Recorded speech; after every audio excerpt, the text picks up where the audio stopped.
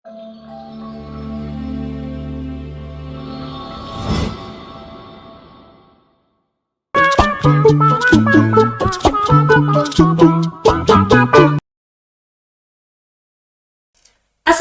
warahmatullahi wabarakatuh. Jumpa lagi di Orkes Obrolan Kesehatan di Polkariko, podcast Rumah Sakit Siti Khadijah. Di edisi ke-6 kali ini, kita akan memberikan informasi seputar kesehatan yang tentu saja tidak hanya menarik, tapi juga informatif. Hari ini, kita akan membahas tentang antibiotik. Sahabat sehat pasti pernah mendengar istilah antibiotik. Tapi apa sih sebenarnya antibiotik itu? Dan kenapa sih antibiotik itu harus dihabiskan untuk konsumsinya sesuai dengan anjuran atau resep dokter? Nah, sudah bersama saya Mbak Dwita Saraswati selaku apoteker sekaligus farmasi klinik di Rumah Sakit Siti Khadijah Muhammadiyah Cabang Sepanjang. Yuk kita sapa Mbak Dwita. Assalamualaikum Mbak Dwita. Waalaikumsalam Mbak Farida. Terima kasih atas kesempatannya, dikasih kesempatan untuk sharing tentang antibiotik. Oke, nah itu tadi sahabat sehat Mbak Dwita Saraswati yang kesehariannya beliau bekerja di instalasi farmasi Rumah Sakit Siti Khadijah, tepatnya di farmasi klinik Rumah Sakit Siti Khadijah. Nah, Mbak Dwita, seperti yang saya sampaikan tadi bahwa hari ini kita akan membahas tentang antibiotik nih. Nah, antibiotik itu sebenarnya apa sih Mbak Dwita? Oke, antibiotik kan sering kita pakai sehari-hari ya. Kadang-kadang kalau misalnya lagi sakit sering diresepkan antibiotik. Apa sih antibiotik itu? Antibiotik yaitu obat yang digunakan untuk membunuh atau menghambat terjadinya infeksi yang disebabkan oleh bakteri. Kemudian, antibiotik sendiri itu merupakan obat keras, Mbak. Sekilas tentang penggolongan obat saya jelaskan. Ada 4 golongan obat, yaitu yang pertama ada obat bebas, cirinya ada lingkaran hijau, itu obat yang bisa dibeli bebas di pasaran. Kemudian ada obat bebas terbatas, ada lingkaran biru di kemasan obatnya, yaitu obat yang bisa dibeli tanpa resep dokter. Ada obat keras, contohnya ini antibiotik, yaitu obat yang harus dibeli harus dengan resep dokter. Penggunaannya harus berdasarkan resep dokter. Kemudian yang terakhir ada obat narkotik, ada tanda palang merah di tengahnya, yaitu obat yang diawasi oleh pemerintah. Seperti itu. Oh gitu. Jadi secara garis besar ada 4 ya Mbak ya. Obat golongan yang bebas terbatas, obat keras, contohnya antibiotik, sama obat narkotik. Dan narkotika. Nah, hari ini kita akan membahas tentang antibiotik ya secara khusus. Nah, antibiotik sendiri itu gimana Mbak? Antibiotik yaitu yang seperti tadi saya jelaskan, obat yang digunakan untuk mengatasi infeksi yang disebabkan oleh bakteri. Nah, sedangkan kan sering kita sedikit-sedikit ke apotek beli antibiotik gitu. Padahal kayak seperti sakit demam, batuk, pilek, kemudian diare yang tidak ada darah atau lendir, itu bukan infeksi bakteri. Biasanya disebabkan oleh virus atau daya tahan tubuh yang lagi lemah. Dapat diatasi biasanya dengan istirahat yang cukup dan makan makanan yang bergizi atau minum vitamin juga bisa. Kemudian yang obat keras lainnya yang mungkin sering dikonsumsi sama sahabat sehat, seperti kayak obat anti diabetes, obat hipertensi, itu memang harus dikonsumsi secara rutin. Sedangkan untuk antibiotik harus dihabiskan, diminum sesuai dengan anjuran dokter. Nah, diminum antibiotik secara teratur sesuai anjuran dokter ya. Nah, untuk antibiotik sendiri nih Mbak Dwita, dia tidak dikonsumsi secara rutin ya, artinya tidak selamanya seperti obat diabetes ataupun obat hipertensi yang biasanya dikonsumsi dalam jangka waktu yang lama gitu, bisa menahun gitu, enggak ya Mbak ya? Ada tergantung infeksinya. Ada beberapa infeksi yang butuh terapi yang lebih lama, seperti infeksi tuberkulosis. Itu memang dibutuhkan waktu untuk jangka waktu yang lama, tapi umumnya antibiotik hanya digunakan pada kurun waktu tertentu dan relatif lebih pendek. Dan maksudnya harus dihabiskan sesuai dengan anjuran waktu dan yang sesuai perintah dokter. Oh gitu. Nah, kenapa sih kok antibiotik itu harus dihabiskan, Mbak? Biasanya kan kalau kita ke apotek terus ada edukasi dari apotekernya, ini nanti obatnya harus dihabiskan ya, Bu. Nah, itu kenapa, Pak, kok harus dihabiskan ya? Oke. Untuk antibiotik sendiri ini terdapat resiko apabila penggunaannya salah. Terdapat resiko terjadinya resistensi antibiotik. Resistensi antibiotik sendiri terjadi akibat ketidakmampuan antimikroba untuk mengatasi infeksi pada dosis standar, sehingga kerugiannya dari terjadinya resistensi ini dapat membutuhkan dosis antibiotik yang lebih tinggi, kemudian butuh antibiotik yang lebih advance.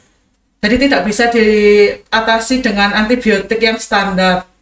Kemudian akibatnya efek samping juga lebih tinggi. Seperti itu. Gitu.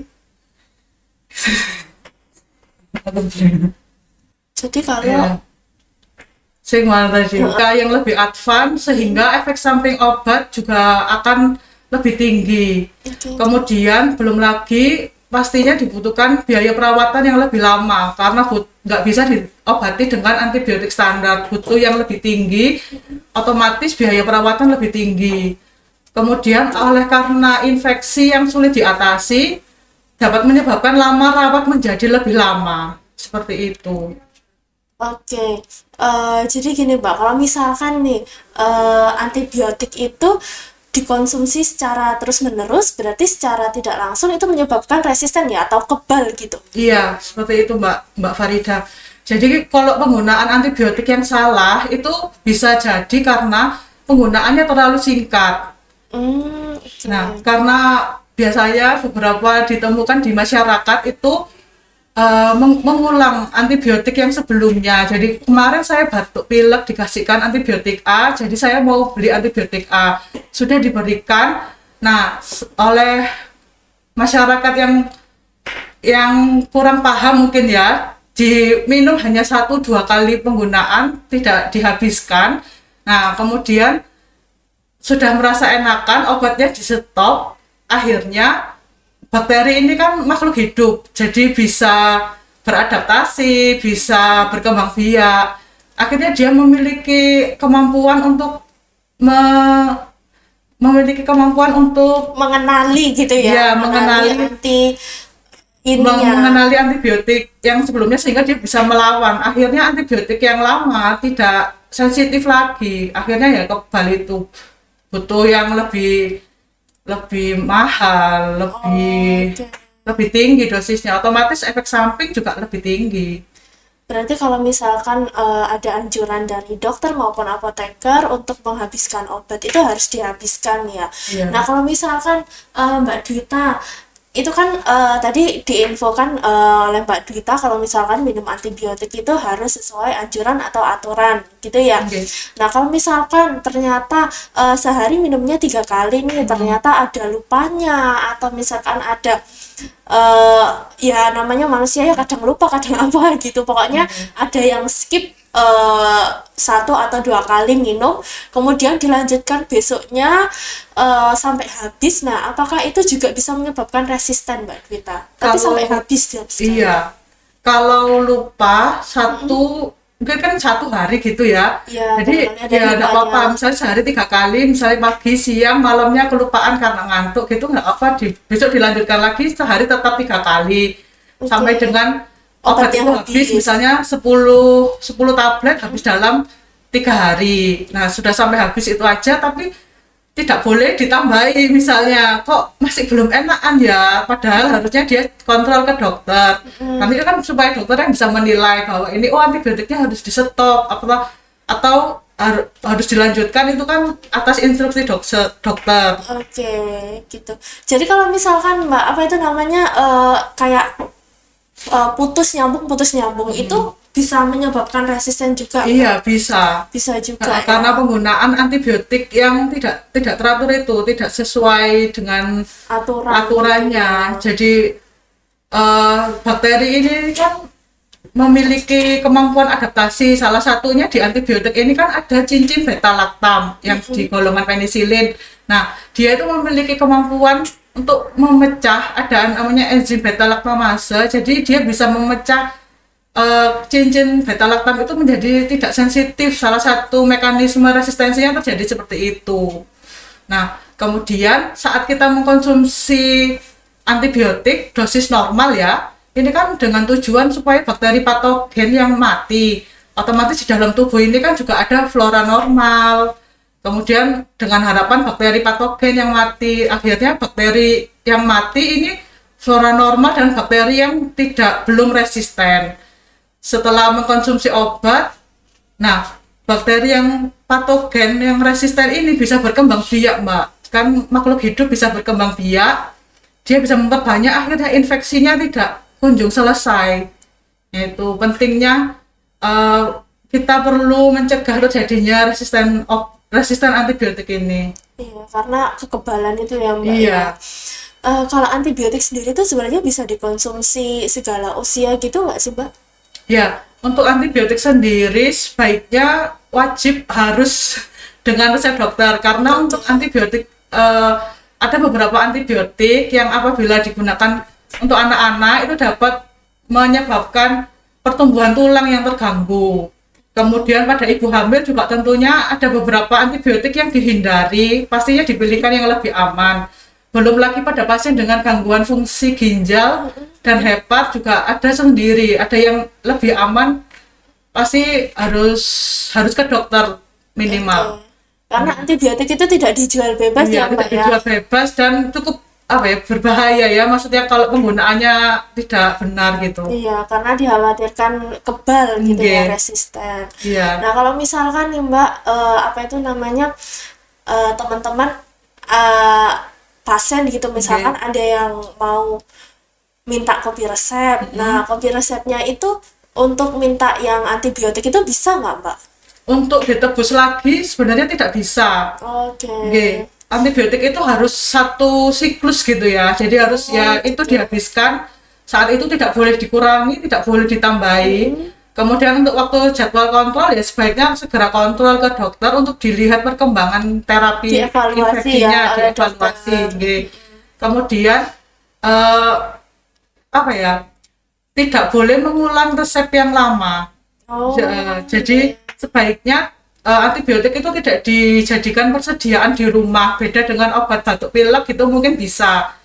Antibiotik itu sebaiknya tidak boleh dijadikan persediaan di rumah, takutnya ya nanti itu sedikit-sedikit antibiotik kayak gitu. Karena masalah resistensi ini sangat ya Mbak, sangat merajalela, jadi kita juga perlu berperan dalam mencegah terjadinya resistensi semakin banyak ini. Iya, jadi sekarang banyak ya Mbak ya yang udah resisten sama obat ini, dicoba resisten, gitu.